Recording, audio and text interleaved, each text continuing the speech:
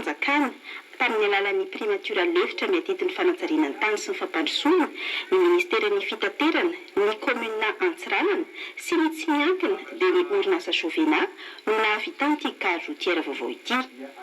Tapitra hatreo ilay fiantsoana feno fanesoana ity toerana ity taloha hoe gare poussière satria manara-penitra izy ankehitriny.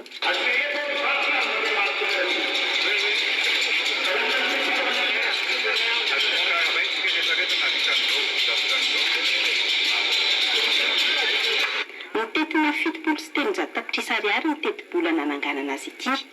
Hita eto avokoa na ny guichet na ny birao na ny seza fiandrasana zotra na koa ny toeram-pitiovana.